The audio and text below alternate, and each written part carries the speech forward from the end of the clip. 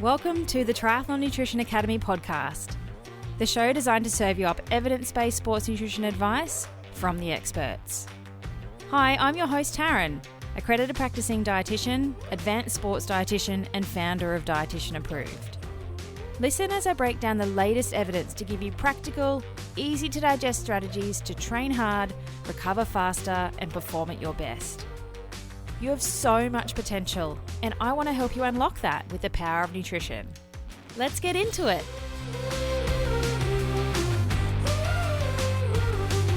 Joining me on the podcast today is my favourite Canadian from Ontario, Canada, Steve. And I just love the way he says about. It really takes me back to my time sliding down the slopes in Canada during the seasons I spent at Big White. But Steve's been doing triathlon for a couple of years now and is really looking to step it up and do his first 70.3 this year. He's come from a cycling background, and I really wanted to get his thoughts around what it's like eating for 3 sports instead of 1, and is a great case study that I'd love to share with you. So welcome to the podcast, Steve. Thank you, Taryn. Favorite Canadian is about to be interviewed. But you have some new Canadians in the other group, so I'm probably going to get displaced as your favorite Canadian when other people join the TNA Academy, right? So I'll be like at the bottom of the pile after that. I don't know. You're the OG, the original. Oh, the GOAT? Oh, no, that's way too much. All right, let's get into it. So who are you, Steve, and how did you fall in love with this crazy sport? Yeah, so as I said, I came from more of a cycling background. I've always loved cycling, did a lot of cycling. So I'm 59 years old. With my cycling background, I've gotten to know lots of good friends that some of which are or have been doing triathlon. And I was kind of intrigued by the whole idea of doing the 3 sports. Never been a swimmer. I taught myself how to swim. Started doing that over a year ago and got in the pool and fumbled around, and I've been improving on that. But, it was more of a thinking about the challenge of doing those 3 sports. I started reading more about it and talking to my friends about it. And I thought this would be a pretty cool challenge to set my sights on. And it's interesting because when we talk about this stuff with our triathlon and cycling friends, our cycling friends are all about cycling. We're like, you know what? Go and do some training for swimming, biking, running, and strength. Do that all together and see how that goes for you, right? Because it's a major amount of dedication required, right? But I fell into it just in terms of my association with my cycling friends that happen to be doing a lot of triathlons. So it wasn't a midlife crisis? Well, I'm not at my midlife yet, so how could it be a midlife crisis, right? You're going to live to, 120? I'm telling you, 59 sitting 40. And how long have you been doing triathlon for now? Yeah, so actually I did 3 events last year. So last year was my entry into triathlon, and I completed a sprint. Then I did the half Ironman, and then I did an Olympic near the end of the summer.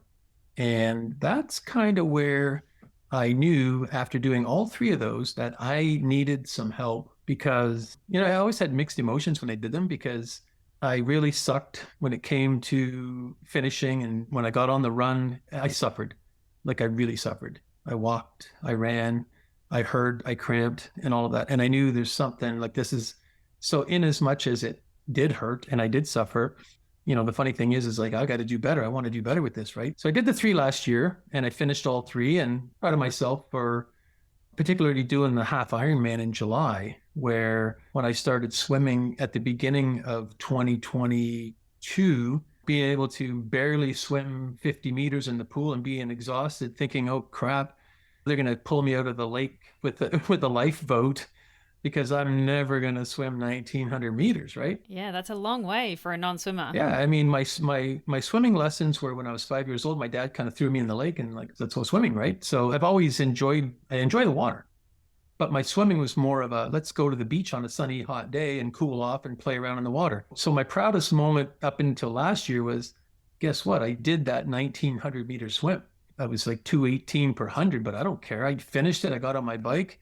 But then with 20K to go on the bike, guess what? I'm on the side of the road cramping up. And then I hobbled back to the transition, started my run, which became a walk real fast. And I suffered on that. So I did the 3 triathlons, extremely happy, as my triathlon community is so supportive, right? I wanted to do better than I did initially, but I finished them all. And my more seasoned triathlon friends explained to me, you know what? You're one of the ones that's not sitting on the couch. doing nothing. Like you went out there and you finished it. But at the same time, like classic triathlon, where you finish it, you suffer, and you're like, okay, well, when's the next one that I can sign up for? Right. But each of those three, which were all three different distances, and on every single one of them, like I suffered on the run. And I remember you talking about you can kind of get away with crappy nutrition on the swim and on the bike, but it's going to bite you in the ass on the run. And it bit me in the ass on the run in every single one of those events. It's like the definition of insanity, right? You do the same thing over and over again, you expect a different result. So I don't want to do the same thing over and over again. So that's why we're here. That's why we're here. So good. So you've been in the academy program for 6 months now. You're almost finished phase 2. And coming from that cycling background and getting into triathlon last year without any nutrition support, what's been the biggest thing that's changed for you in the last 6 months? There's a lot of things. I'll just run through some of them real quick if I can. The one funny thing was I actually thought I was doing pretty well.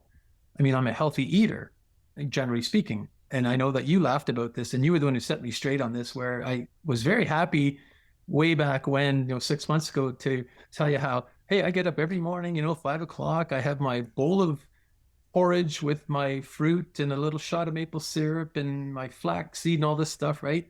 And banana. And then Taryn says, yeah, but you don't want to be eating the same thing every day. You need to be eating 30 different plant-based during the week. So one of the things that I learned is being able to prepare for and plan how and what I eat, not just from a lifestyle perspective, but more importantly, from a training perspective. And then that'll translate into a racing perspective. Like we're still in the winter here in Canada. So, it's March. Well, it's actually springtime officially yesterday, but we got lots of snow here. So I've learned a lot about the macronutrients, planning, if you're going to do a certain type of workout, and what do you eat and when before that workout, what are you putting in your body during that workout? What are you doing to recover after that workout? And so my approach on that before Triathlon Nutrition Academy was pretty haphazard, off the cuff, seat of your pants. Like sometimes I would eat something. I always had liquids when I did my training bike rides, but I've learned a lot more in terms of how to dial it in and how to properly focus on the right amount of carbohydrates and protein and whatnot, macronutrients. So it's all about being much better prepared before, during, and after doing those workouts. And I was never that prepared in that way prior to that. I love watching the food that you eat evolve, because we have a community group for our academy members and people post food photos in there because it's encouraged, right? Food porn. I love it. And it's amazing watching what you eat and what you're sharing evolve over time. Like you're putting things in smoothies that you never thought you possibly could add to smoothies to try and increase your overall nutrient profile, because we need that as endurance athletes. Like I think that is a huge shift for somebody that, you eat really well. Like there's nothing wrong with the way that you eat, except for maybe that like cream that you put in your coffee. But we've worked on that too. And I'll still put the cream in my coffee. We went down to 5% from 10%, right? That's right. Yes. I'm happy with that. Yeah, me too. It's all good. But getting that food right and matched to training load is one of the key things that I like to teach athletes. And that's really important. And what you ate was really good, but that didn't match training load whatsoever. It was consistently the same every single day, didn't evolve based on training demand. And that's been a huge shift for you, which has been great to see. Yeah. And it's the variety of that food, like you mentioned, but also like I was never very good at the recovery part. And what I mean by that is there was a lot of times when I didn't really do recovery at all. You are not alone in that. And it's just amazing when I think about it. Like, why wasn't I doing that? Just don't know what you don't know, I guess. Sometimes I might eat something, but it wasn't even planned out as far as what does a proper recovery meal look like based upon that workout that you just did and based upon my body composition and whatnot. So you've helped us quantify how to go about preparing those foods, those meals in the right proportions of macronutrients, and also getting all the micronutrients in there too. And how do you feel as a result of those changes? Do you feel any different? Do you feel the same? If I were to do a really long, hard bike ride, I would be one of those people that would be lazing around on the couch for several hours after. My legs would feel like really tired, and running was worse. If I did like a 1 hour run, I mean, I paid for that for the next day or two. And I actually didn't really look forward to running because I knew that what was going to happen after I did the run the next day or later that afternoon, I was going to be suffering. And I can tell you very honestly, I mean, I feel a lot stronger during the workouts, but I probably notice it even more after the fact. So that, I'll get done a workout and do my recovery meal or smoothie, whatever it might be. And I'm hop in the shower and I'm ready to go. Let's go do something now. It really has made a difference. Yeah, so you got so much time back and you're not risking getting divorced, right? Let's hope not after 30 years of being married. Yeah, well, triathlon does that to families. So you got to watch that. Are there any big misconceptions or myths that you've learned about endurance nutrition? Maybe it's from cycling, maybe it's from dabbling in triathlon and having lots of noisy voices around you that I've busted over the last 6 months.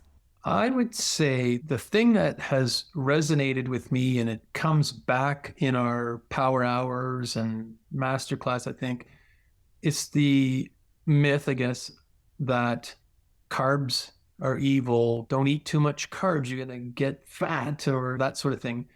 And I was never one to completely cut out carbs. But there was a time in the last couple of years where I consciously backed off. I didn't want to eat potatoes. I didn't want to eat rice. I didn't want to eat white pasta because I thought I'm going to gain too much weight and this will be bad. I need to be a really super thin person. If I'm going to do these triathlons and be successful and get PBs, I got to back off this. So I was concerned. Again, I wasn't extreme. It wasn't that I didn't cut them out altogether, but I dialed them way back. And so what I've learned in the program is, no, like it's okay. You need carbs is the best fuel for endurance athletes. You need carbs. Carbs can be your friend and you're not going to get fat because we're not sedentary. Like we're not sitting on the couch watching TV, right? So if you're doing that, maybe carbs are bad, but I don't think that applies to us. So that was one thing that I think if I walk away, if I never came back, I would always know that it's okay. Eat the carbs. You need the carbs. We've learned so much about carbs, and I mentioned potatoes and rice and pasta, but there's, all the other, like the liquid kind of stuff and whatnot. So that was one thing. And maybe what goes along with that is that over the years, you get a lot of advice from your friends, right? And somebody will say to you, hey, here's what I'm doing. This really works good. You should do this. Why don't you try that? Have you tried this? You should do that. And I was guilty of that sometimes. I mean, I'm my own person, but at the same time, I think, well, if I'm having an issue with my, say, cramping and whatnot, and somebody's saying, well, this is what I do. I mentioned this one time too, where when I finished that Muskoka Ironman 70.3, when I cramped up, and this one triathlete said, well, are you taking magnesium supplements? And I said, well, no, but I didn't know anything about magnesium. And she said, well, no, I take magnesium all the time. It'll prevent cramping. So guess what I did, Karen? You know what I did? I went and bought a bottle of this stuff. And that was before joining the program here. And of course, then I told you all about the magnesium. And of course, you were like, what the hell are you doing, Duquette? You don't need magnesium. If you're taking all the proper foods and natural foods and blah, blah, blah, you don't need this stuff. Blah, blah, blah. I love that that's how, you paraphrase what I say. We just put you into a little box, blah, blah, blah. That's all you need to know. What would Taryn say? Well, I love it. We're going to write a book about that someday. But you get everybody means well. The triathlon community are super supportive. I love the community. Like everybody wants you to do well. Everybody's so supportive. It's not about me beating you. It's about us doing great together, right? Whether I finish last or you finish last, doesn't matter. So you get all this advice. And I remember the day before my Ironman race, and one of my friends he's a phenomenal triathlete, and he qualified for the Worlds and did great. And he was telling me what he did before the race and during the race, that when he went and did his qualifying race. And of course, oh yeah, okay, well, I mean, if it worked for him, it must work for me, right? Well, not necessarily. So I've learned to not rely on that. And when people talk to me about that stuff, it's like I take it with a grain of salt, because I also now, I think I'm much better equipped with science-based information, which is this program. It's not something you thought about that you say, well, this is going to work, but you haven't really tested it. Well, we know this from science and experience and data that this stuff is true and it works. So I'm happy to do that. So a couple of things were just the carbs are not evil. Probably shouldn't take all the advice from your well-meaning friends and other athletes, right? And I always kind of felt like, yeah, I need to be the leanest person possible to be successful. And I will admit to you that I'm probably a few pounds heavier than I was 6 or 8 months ago, but my workouts are much better. I feel much stronger. My numbers are better. Like when I'm running, I'm amazed at myself because I'm doing these runs and I think, well, that's not me. I didn't do that run. Like my heartbeat can't be that low and I can't be that fast. Now I'm talking relative terms here. I'm not like a super fast runner, but relative to what I did before, I'm much better. And so that's been a real interesting thing to observe. Have you put on muscle though? That's not body fat that's increased. I know you're in winter and you may have put on a bit of winter pudding, but do you think that including the performance gains have been because of muscle tissue? Yeah, most definitely. I'm very confident that it's not an issue of putting on fat. Belt buckle still the same belt hole? Yeah, absolutely. Thank you for saying that because I used to weigh myself every day and I don't do that Crazy. anymore. But it's the belt loop. And you're right, it hasn't changed. Yeah, I think that's really important because we equate mass, so a number on the scales, as body fat. Those fluctuations, we're like, oh crap, I've put on fat or I've lost fat. And it's honestly most often not. Like it's changes in muscle tissue. It's changes in our hydration status. It's changes in how much fiber we have in our whole gastrointestinal tract. Like, is there more bulk in there because you're eating more plant-based foods? So it's really important to make that distinction. And for a lot of athletes, that's something that they should kind of work on in their mindset, is that weight on the scales, numbers on the scales, does not necessarily equate to increasing body fat. Yeah, absolutely. And I used to weigh myself daily, like I said. What I came to realize was that from one day to the next, there was some pretty serious fluctuations. And I thought, what the heck is going on, man? So that was sort of, I don't know what the word is, but... A mind fuck? Yeah, that's it. That's the Australian term for you. I'm not sure what the PC term is. I'd say that's a Canadian term too. We'll have to make this episode explicit. Yeah, right. 18 plus. Yeah, so I got away from weighing myself. I still weigh myself the odd time. But yeah, the belt buckle thing is what I go by. Thank you for saying that. I think that's a good method to use because it doesn't fluctuate day to day, and then we're not getting in our head and getting caught up in those numbers shifting. Yeah, absolutely. So there's some of the things you've learned and some really good takeaway points there. Like carbs are not bad. We just need to understand how to harness the power of carbohydrates so that we're eating strategically to support different types of training days. I think that's really important for triathlon because no two training days are the same, are they? We're not like a gym goer that maybe does 5 gym days a week and 2 rest days and you can eat relatively stable through that. Like we have 6-hour ride days and we have 1-hour run days, and their energy expenditure and the tax on the body is so different for those types of training sessions. So eating to support the work is very, very important if you want to survive. What are you focusing on with your nutrition now, Steve? As I mentioned, we're getting towards the end of March. So this has been like off season for Canadians, you might as well say. I'm starting to think about the racing. So I've signed up for that same Muskoka Half Ironman again, and I'm going to sign up for a few more events. So I'm starting to focus on some of the stuff that we learned in phase 2 recently with regards to carbohydrate loading and multiple transportable carbohydrates, if I got that terminology correct. Well done. Yep. Sweat testing. So I'm focusing or beginning to take more note of what I'm going to be doing on race day or leading up to and on race day and so on. And again, like I loved when I learned from you that, oh, well, I had a big plate of spaghetti on Friday night before the race on Saturday morning. Well, yeah, that's not carbohydrate loading, you dumbass. And it was very eye-opening to realize just how much that you need to put into your body to properly load those carbohydrates in ahead of time. So I'm focusing on working on developing my carbohydrate loading strategy. We just recently talked about the multiple transportable carbohydrates. That's a mouthful. I'm quite interested in that. And I'm guilty of using products that I just thought, well, it's a gel. It's got some carbs in it. It's got 100 calories or whatever. And you kind of wonder why you're not performing or getting the results that you were hoping for, because I think that's a big part of why. You think about your body chemistry and so on. Working towards what I need to be doing when I'm going to actually be doing these races, and practicing and implementing those things ahead of time. Because as Taryn says, you don't try new shit on race day. You need to do this and try this before and ahead of time. So Without the swearing, but yes. no, I think you said that actually. Definitely explicit episode.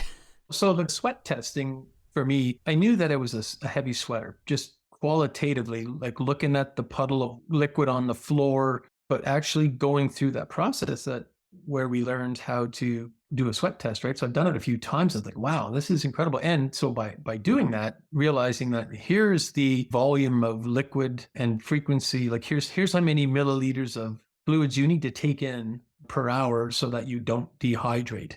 And I've never quantified that. Of course, I've been guilty of I'm chucking in all this fancy product into my water bottles. I should be ready to roll, right? And again, I think about my races last summer, and I really truly believe that part of the reason why I didn't perform the way that I thought was due to some of that. So recognizing, like, from the beginning of this program where it's all about fundamentals, and just kind of like we're in grade 1 and you're teaching us, here's what you do, to we're kind of in high school now, where we're more independent and we can do some stuff where we know we've got the building blocks, and I'm using those building blocks now to better plan for what's coming ahead. Yeah, amazing. It's like you've progressed to the next level. One of the things I encourage everyone in the program to do is to go back and start it again, because you will take in so much more information the second pass with the more advanced knowledge that you have by the end of the program. And then you become like a super triathlete. Absolutely, 100%. I will be going back through, because frankly, there is so much in there. There's the masterclass, and then there's the power hour where we get to banter back and forth and have questions going back and forth and whatnot. It's a wonderful learning opportunity that way. But at the same time, it's almost overwhelming how much there is there. It's kind of like when I watch a movie, I'll watch the movie a second time, think, oh, geez, I don't remember that part. Yeah, the human brain is amazing like that, isn't it? Yeah. So yeah, there's just an immense volume of material and content in there. So I totally plan on going back. And I think if I'm right, we've got like a break now coming up. So that'll be the time to go back and, re-listen. And I mean, I print all the worksheets and stuff. And again, there's so much, right? But it's exciting. It's like going to school. It really is. I guess that's supposed to be a compliment in there. It's nutrition right. school. There you go. Yeah.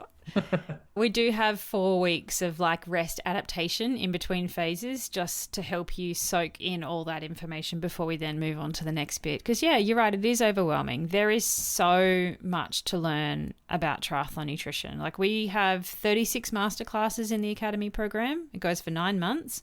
And that still doesn't cover everything that you need to know. Yeah, I'm excited just because I'm looking forward to when I do my races, because, I've got some goals. I want to do better than I did last year, but also think that this is like a multi-year thing, right? It's not a one and done, right? This is like a lifestyle. And so the more that you do this and the more you practice it, the more it becomes good habit, right? Amen. I hope that I can set you up with the knowledge and skills to take this with you forever. That's my goal. Like, I want to equip triathletes to be independent and have that knowledge so that you can do your own nutrition in a way on the fly without having to pay for expensive apps or keep forking out money for someone to write you a plan. I'm going to teach you how to do that yourself, which I think is so much more powerful. So what have you got coming up, Steve? So you've got 70.3 this year. What's next on the cards for you? I know we've talked about the big full distance word before. What's the grand plans? So right now, I've signed up for that Muskoka 70.3, which is the same one that I did last year, because I've got unfinished business on that one, right? Absolutely. I'm looking forward to seeing that huge shift in time this time. There you go. Me too. There's a race a few weeks before that race that I'm going to sign up. It's got a 2,000 meter swim, a 56K bike, and a 15K run. So it's kind of like a hybrid between a Olympic and a half. So I'd like to do, that'll almost be like a warm up, if you will, to doing the Muskoka Half Ironman. So then July is the Muskoka Half Ironman. And then there's another half in, I think it's late August or early September. It's a 2,000 meter swim and then a 90K bike and a half marathon. And then I'm toying around, and maybe you and I can talk about this later. You can tell me I'm crazy or not, but there's the Florida 70.3, December 10th, I believe. So I don't know if I'm biting off more than I can chew in doing 4 of those. So the Florida thing may not happen, but I like the idea of going to Florida in December just because it'll be warmer than it is at home here in December. Maybe you could just go for a holiday instead of having to do a 70.3 thrown in the mix. Yeah, absolutely. Yeah, but you know what triathletes are like, right? Your holiday is doing the race and then the holiday. Totally. Yeah. Right? Needs to be a tax deduction. Absolutely. I can work that out. I got to have a client down there somewhere. Put some business meetings in there. Absolutely. And then as you mentioned or alluded to, and you and I have talked about this, some of my triathlete friends are trying to push me to do a full Ironman, but I've decided that I'm not ready for that. I'm going to do this, but I'm very seriously thinking about jumping on and doing that full next year, make that a focus, right? So in and amongst there, I'm still love my biking. And so there's a gravel bike race coming up at the end of April. We're not going too hard at that. It's not like we're going out there to try to win something. It's just more of for us, it's early season, right? So it'll just be it's like a 110K gravel race. So that'll be fun. That sounds good, Steve. Like, it's definitely a triathlete thing. They just it's like, what's next? How do we go bigger? How do we go faster? How do we go longer? But I think you're smart and focusing on the 70.3 distance for a little bit until you can build up your swimming, build up your running, and get all of the nutritional foundations right around that so that you can go and have a great Ironman distance event rather than do what you did last year and suffer through a 70.3. Like, you did it and you finished it, which is a true testament to you, but it was pretty not enjoyable. And you wouldn't want to do that for a full distance. So yeah, just hold the horses. Hold your horses. Do you say that over there? Yeah, hold your horses. I like to use the slow down Seabiscuit. Classic. You know Seabiscuit, right? From the movie? Yeah. Yeah, that's it. Funny. Slow down Seabiscuit. And I was going to add one last thing, and I don't know if you could fit this in here, but in terms of myths and misconceptions and whatnot, and I completely missed saying this, but you talk about the 4th leg of triathlon being nutrition. And you've talked about the 1%ers, I think is how you describe it, and I'm guilty of this, where I love my gadgets. Like, I like my Garmin watch, and I like my Garmin cycling computer and my power meter and my fancy bike and whatnot. But it's not much good to you if you're not prepared physically for the race. You got to make sure that you get that nutrition in order first, and you can have a crappy bike and probably still do better than what I did on a good bike with proper nutrition. Amen, Steve. So well said. Yeah, we've got some goals for this year with the races, and we'll see how it goes. But I feel good that I'm being methodical and having a process, right? We do that with our training, right? Like, we have all these structured training programs. Why don't we have a structured nutrition program? Like, it's like the obvious, but it's not for most people. I have not yet met anybody that, when I've talked to them in the last year, where they said, oh yeah, I'm doing this nutrition program for my endurance sports. People don't talk about that. It's interesting. Yeah, it is crazy. I'm trying to change that landscape though, right? That's my passion, is trying to educate as many triathletes as possible how to eat for not 1, but 3 sports, because we're all high achievers. But you really can get it so wrong. It's not that hard to get it right with a bit of information too. Yeah. Thank you so much for sharing your story and sharing your journey with me, Steve. I've loved all of the out and abouts. I've counted so many on the podcast. And if you are listening and you're not on our waitlist for the Academy program, then you're going to want to do that so you can get all these mass performance gains like my friend Steve here. Make sure you go to dietitianapproved.com/academy. I am doing a sneaky little waitlist opening next week. If you have been watching along for a little while and want to kind of get a sneaky entry in April, but you have to be on the waitlist. It's not a big open to the public type opening. So dietitianapproved.com/academy. Make sure you're on the waitlist to hear all about that. Thank you so much, Steve, and for sharing your supercharged journey with us. I love chatting with you. As always, my favorite Canadian. It's been a real pleasure. I was glad to come on and share what I've got going on. So much appreciated. Thank you. You're welcome. Thanks for joining me for this episode of the Triathlon Nutrition Academy podcast. I would love to hear from you. If you have any questions or want to share with me what you've learnt, email me at podcast@dietitianapproved.com. You could also spread the word by leaving me a review and taking a screenshot of you listening to the show. Don't forget to tag me on social media at dietitian.approved so I can give you a shout out too. If you want to learn more about what we do, head to dietitianapproved.com. And if you want to learn more about the Triathlon Nutrition Academy program, head to dietitianapproved.com/academy. Thanks for joining me, and I look forward to helping you smash it in the fourth leg. Nutrition!